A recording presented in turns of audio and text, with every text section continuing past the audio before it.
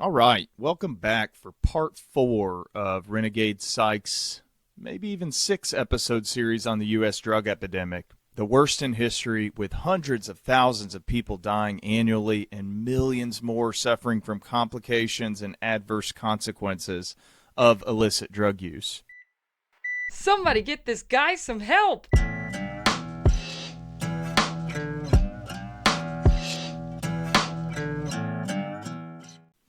We started out in part 1 by reviewing how the official numbers are underrepresenting and underestimates of the severity of the problem.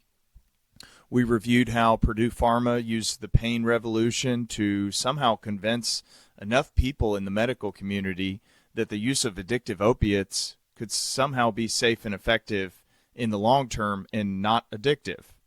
Then in our last episode, part 3, discussed how the U.S. government's regulatory reaction to the prescription epidemic paved the way for the Jalisco Boys of Mexico to introduce potent black tar heroin to American consumers, leading to a massive increase in the amount of intravenous drug use and its resultant infectious complications, and leading to them becoming the second most powerful cartel in Mexico. Now today in part 4, we're going to talk about the next wave following the prescription epidemic and the IV drug use or heroin part of the epidemic. This massive increase in the availability of fentanyl and its subsequent contamination of the entire illicit drug supply. Just to reiterate how potent fentanyl and its even stronger cousin carfentanil are, is showing you this DEA graphic. It shows the estimated lethal doses of heroin, which is around 20 to 30 milligrams, compared to uncut fentanyl, 1 to 2 milligrams, and uncut carfentanil, 0.01 to 0.02 milligrams. And this is evidence that even just a couple grains or a sand's worth of fentanyl or carfentanil especially can lead to a fatal overdose. Oftentimes, it takes more than one Narcan or naloxone, the reversal agent for opiate overdose, to reverse the effects of fentanyl overdose. And it may even require a half dozen different administrations of Narcan, which can cause the doctor or the provider in the ER that is treating a suspected overdose to start to call into question their diagnosis and potentially abort giving more Narcan prematurely. So this next graphic shows the number of DEA seizures of fentanyl and its derivatives in the 2000s and into the 2010s. We saw a drastic increase in fentanyl seizures from nearly zero in 2001 all the way through 2013. The one spike you see on there is related to one massive drug seizure in fentanyl-laced cocaine in 2006, I believe. But from having almost no fentanyl all the way through 2013 to over 5,000 seizures in 2014, over 15,000 in 2015, and over 30,000 in 2016. Now, I couldn't find a specific graph to show you from 2017 and on, but from reports and overall numbers, it appears the amount of fentanyl flowing into the country has only increased year over year since that time.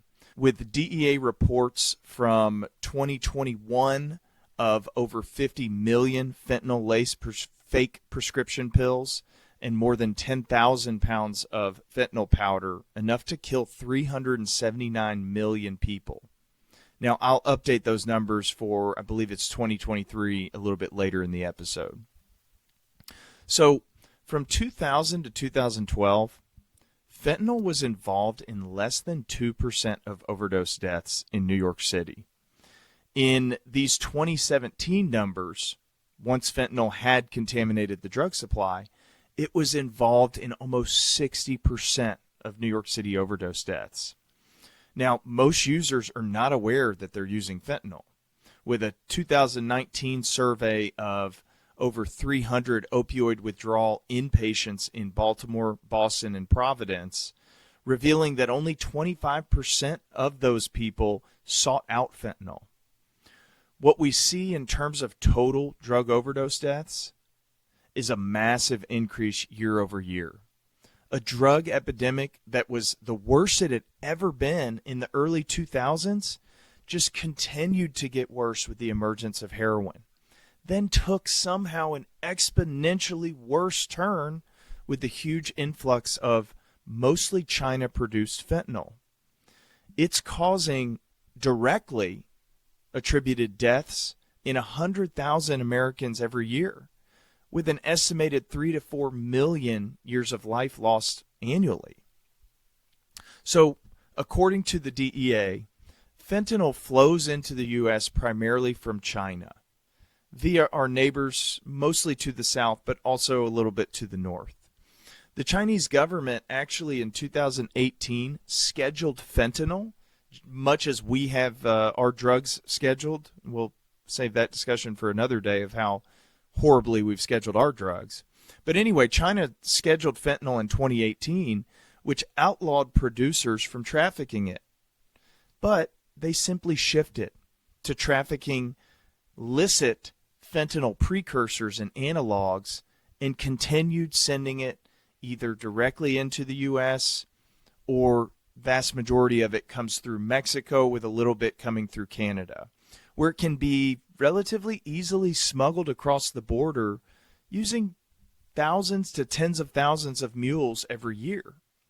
In recent years, a more strained U.S.-China relationship has likely contributed to a lack of enforcement by the Chinese government, but we're also talking about a substance that can be smuggled in microscopic amounts that are extremely lightweight, they're odorless, and they're very easily hidden from authorities.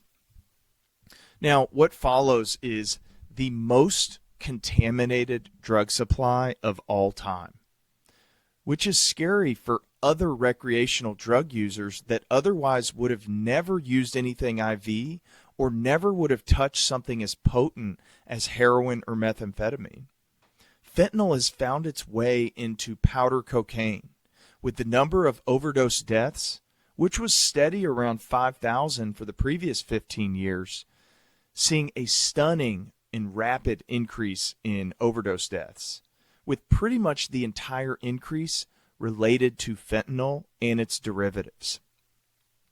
Both fentanyl and cocaine are white powdery substances, and delineating the two is nearly impossible without a chemical test. So these are people that are most likely actively not trying to use fentanyl or even get a drug that acts as a downer.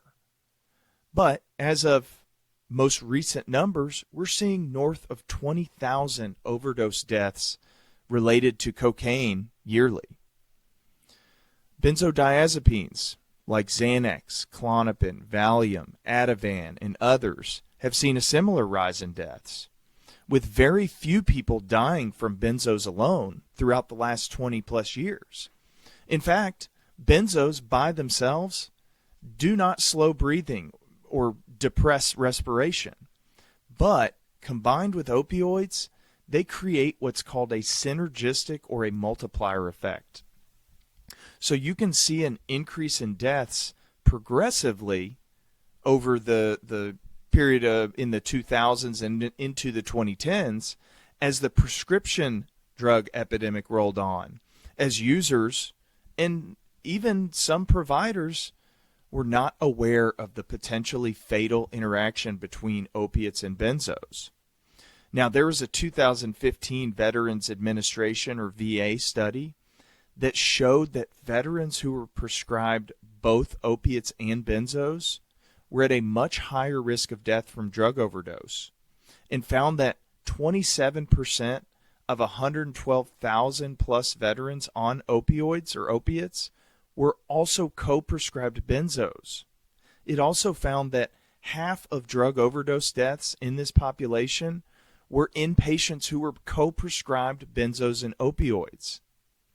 Now the VA has a policy against co-prescribing the two, but you can see the numbers gradually increasing in terms of benzo-related deaths up until 2015, And then you see another spike of increasing deaths due to fentanyl after that. And again, the same is true for methamphetamine and other psychostimulants. But there's a little bit more nuance here. While methamphetamine-related deaths have surged from only about 500 per year in 1999, and solo methamphetamine overdose was rarely fatal in the late 90s and early 2000s, this was a time when meth was primarily being made domestically. And the potency of it, of the meth that was made in mom's basement or in the RV by pseudochemists, was way lower than the meth available today. Mexican cartels, which operate much more like Fortune 500 companies than generally believed, have also now cornered the methamphetamine market as well. And they're producing Walter White-esque, nearly 100% pure methamphetamine. So, as you can see, more than half of the almost 25,000 annual meth deaths are related to it being cut with fentanyl and other synthetic opioids, with a steep increase from 2019 to 2020. But the gray line represents a steady increase in psychostimulant deaths without any involved opioids, to nearly 10,000 annually in 2020. And this is related to a gradually and progressively increasingly pure forms of meth, closing in on nearly 100% potency that users are ingesting, leading to deaths from neurologic and or cardiovascular complications, such as hypertensive crises, intracranial hemorrhages, seizures, strokes, hyperthermia, arrhythmias, and heart failure, not to mention likely deaths due to erratic behaviors and violence. For example, I've seen patients come into the ER that have all kinds of paranoia that they're being actively followed by drug dealers, police, or others persecuting them. I even had a patient come in with behavior as strange as trying to have sex with a light pole in between the two sides of a major roadway. Interesting. As a father of young children, this is terrifying to me. What you see on the top graphic are two 2-milligram Xanax pills.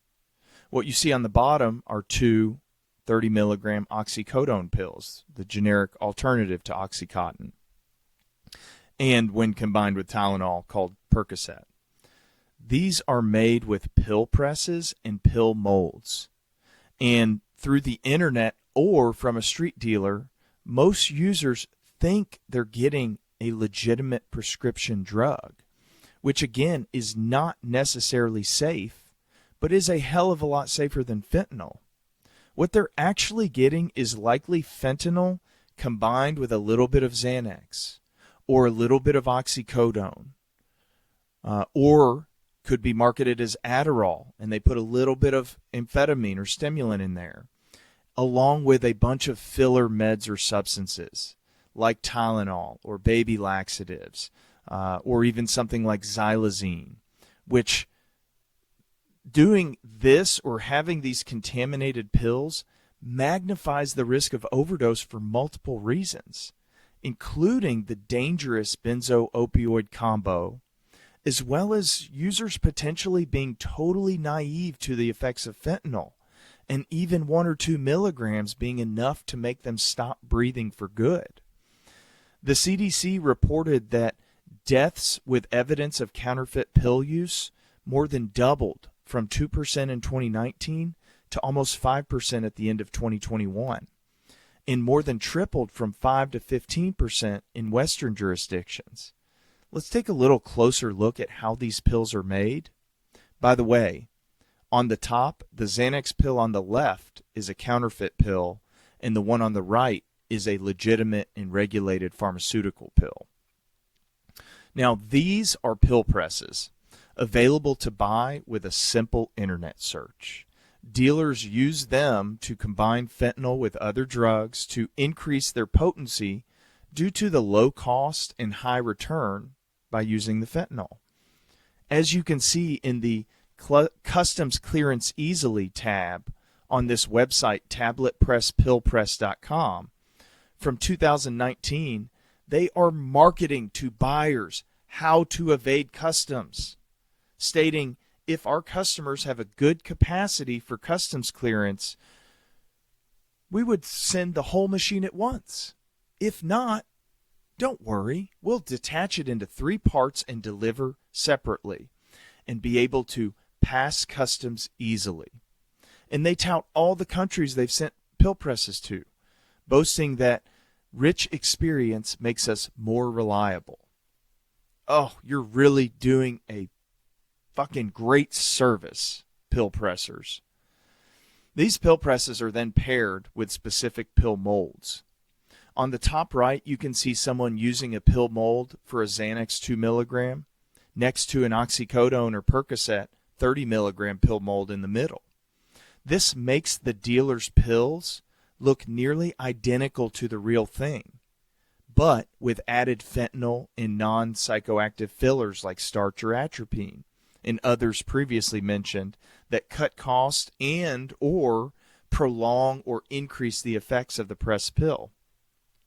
For those using illicitly bought or dark web bought pills, from working in multiple addiction facilities and trying to be curious and asking patients about their use and getting their perspectives, because they are more expert in a lot of ways than I will ever be, many of them report that the counterfeit pills tend to crumble more readily than the real pills.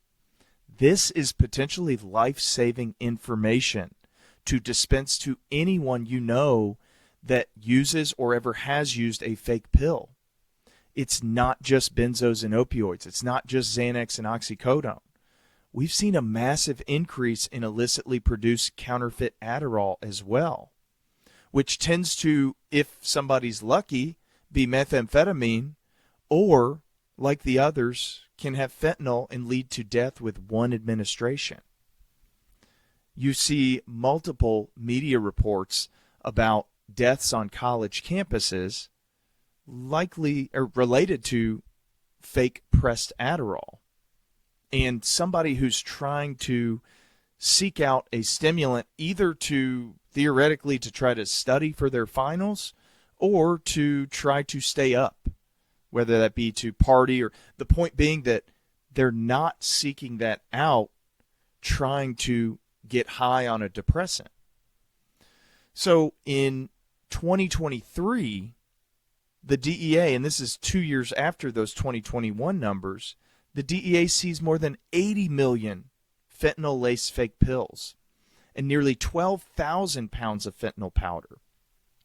DEA lab analyses revealed that 2 out of every 5 fake pills with fentanyl contained a potentially lethal dose. And, as you can see above, the penalties for buying and importing pill presses are way behind the times. Though I did see in May of this year that Dr. Bill Cassidy, an MD and a Louisiana Republican senator, as well as Maggie Hassan, a New Hampshire Democratic senator, have introduced a bipartisan and very important modification to the Controlled Substances Act that would worsen penalties on those caught with pill presses and or pill molds, especially in conjunction with illicit substances, for up to a 20-year sentence. Now, let's pray to the gods that corporate entities don't find a way that this modification to the Controlled Substances Act, that I would guess more than 95% of Americans would agree with doing, would reduce their profit margins and somehow try to stifle us making progress on the legal side in this fight against addiction. The reality is that there are very, very few, if any, other theoretical uses for owning a pill press.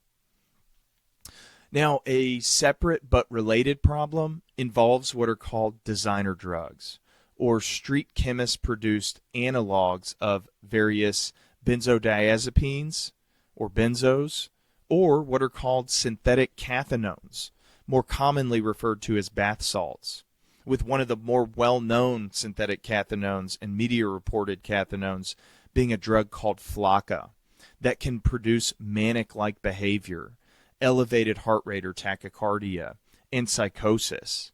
And I actually remember a media report about a not-so-well-known, I think, Florida rapper becoming intoxicated on Flocka, assaulting his girlfriend, and then proceeding to try to eat her face or something crazy like that. Another way to skirt the legal system in terms of possessing or making a designer drug is to make something that is not illegal. To give a little bit of background, the FDA has to give permission to pharmaceutical companies and FDA approval of prescription medications and treatments for use for the American public. But that same system does not exist for supplements or non-prescription substances, which can only be banned by the FDA after they cause problems. A 2017 study in Europe of 9,300 drug-related deaths that had a full toxicology report found over 1,000 involved at least one NPS, or new or novel psychoactive substance, with similar trends from 2019 to 2020 seen in the U.S. These problems have only gotten worse with time. We'll review a similar situation with what's called Spice in our next series that focuses more on non-fatal complications and consequences of illicit drug use. So, the third wave of the epidemic is typically considered to be the fentanyl contamination wave. But again, some consider COVID to represent a fourth wave, with, as mentioned previously, another massive uptick in the number of different illicit substances produced and cut with fentanyl, or other novel psychoactive, technically licit substances, with a current drug scene that reminds me of a line from the movie Forrest Gump. Life, or the illicit drug scene in America today, is like a box of chocolates. You just never know what you're going to get. Life was like a box of chocolates. You never know what you're going to get. So with COVID, we saw a nearly 40% increase in overdose deaths alone during a 2-year period from 2019 to 2021, in what was already the worst drug epidemic in human history. In 2019's numbers of overdose deaths represented more than 400% increase when compared to 2000. And I've got to reemphasize, this is a period of time where intuitively you would have expected the numbers to drop due to isolation, stay-at-home mandates. What we saw instead was a worsening of the substance use problems, evidenced by emergency department numbers from early in the pandemic from this JAMA Psychiatry article. Here, you can see the total number of mental health-related U.S. emergency department or ER visits, aka the gray vertical bars in the graph, including mental health conditions or MHCs, suicide attempts or SAs, overdoses, and violence outcomes, which at the start of the pandemic in April of 2020 dropped precipitously with 7 to 9 million psych-related ER visits in the first 3 months of 2020, then a huge drop to less than 5 million in April of 2020, and remaining lower than the prior year through September of 2020. But despite a 38% drop in overall mental health-related visits in the first month of the pandemic, we actually saw more people seeking help for drug overdoses in May through September of 2020 than we did during the same period in 2019. From March to May of 2020, we saw nearly double the number of drug overdose-related ER visits. We also saw more intimate partner violence, suicide attempts, and suspected child and adolescent neglect. Hell, it's almost like shutting down the country had some serious unintended consequences on those struggling with their mental health.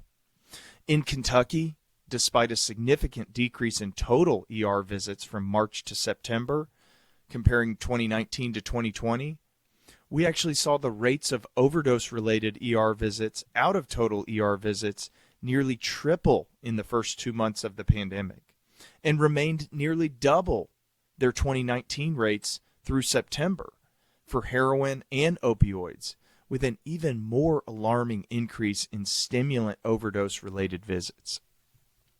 So, in summary, for this week, we've reviewed the scope of the overdose fatality problem and the likely underrepresented number of deaths related to all complications of illicit drug use.